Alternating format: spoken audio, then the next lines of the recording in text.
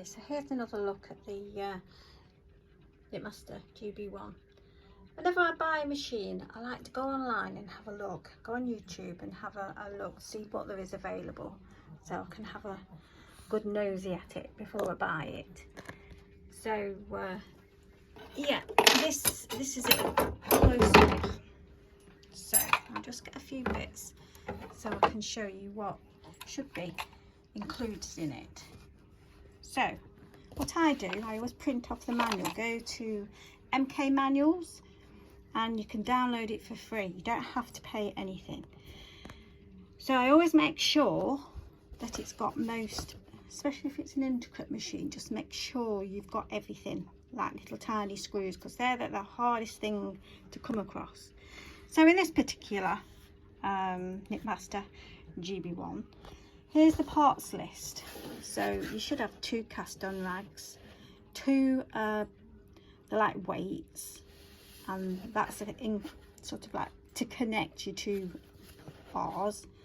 Heaven knows what that's for, because apparently you don't even need it. So plastic needle spacer, and then you've got your latch hook and your crocheting hook, which I've only done 1 cast on.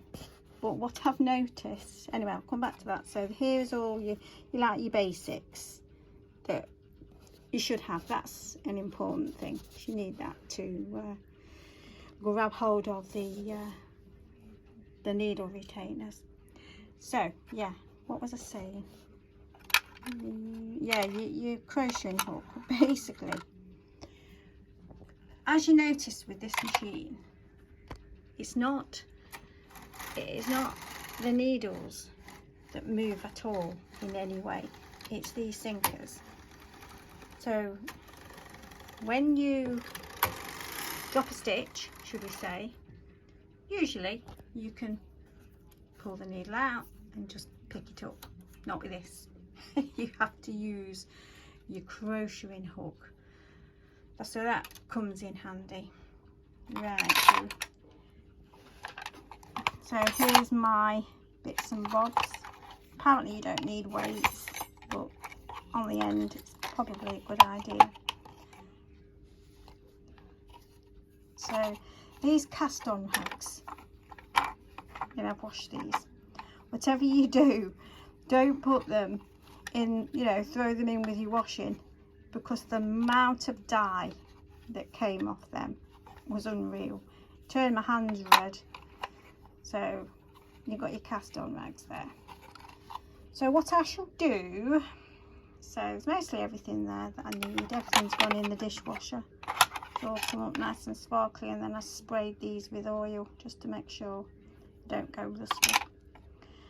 So what I shall do is I'll try and wedge the camera up and do the first cast on. No, my second cast on. So let's see how this goes. Right, let's see what we can do. I've got the instruction book here. So a disclaimer, if you've come here looking for professional demonstration, this is not the video. This is sort of like me just messing around. So, right, let's have a cup of tea first. Oh, and if you hear bubbling in the background, it's the fish tank. So, right, okay, let's have a look. So what we do, I'll sound professional, shall I? Then it might help. So open the latches. Right, so we're going to cast on 40 to start. We shall probably end up 38. Right, so cast on rag. Do you know what this reminds me of? It's the Bond. They have a hem. The Bond Elite has a hem, very similar to this. So let's just see what we do here. Whoops, that's not right already. Caught on there. No, come off. If I can get caught in these latch hooks, I do. I get everything caught. Right, so let's just put them on there. that on there, making sure that all the latches have got a piece, a stitch of this hem. I think that's about right. Oh, it needs a weighted bar. Let's put the weighted bar in. I'm not sure if you're supposed to put that in first or after. So let's put this weighted bar in. It goes in easy enough.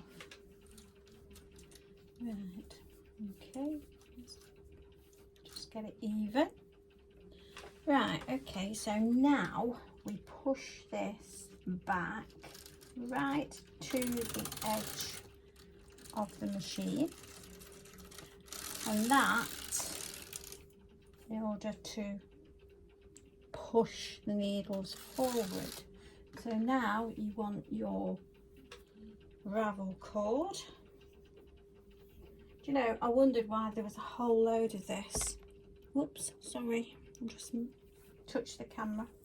Right, so put your ravel cord on number 40.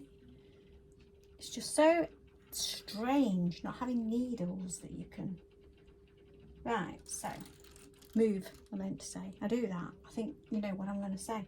Right, so then you pull this ravel cord over, yeah, closing all the needles, making sure it traps all the needles just up to the neck of the needle. That's all we need to do.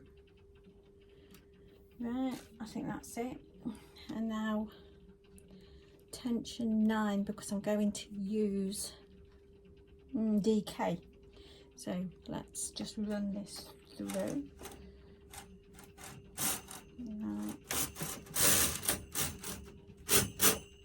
Oh, that went smoothly enough. Something's bound to go wrong. Right, so again, push this back.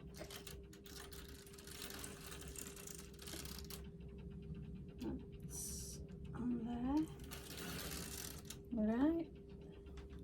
And now we need to get our yarn, which they say to put on the floor.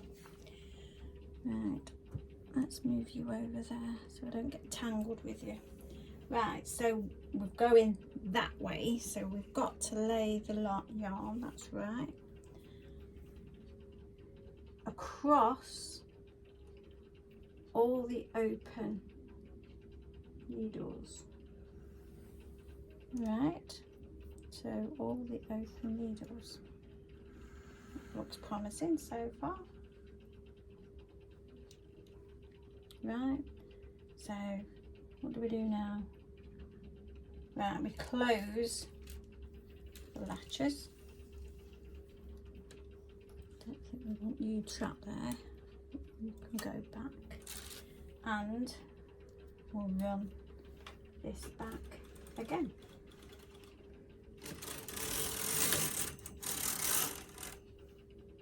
There. So we've cast it on.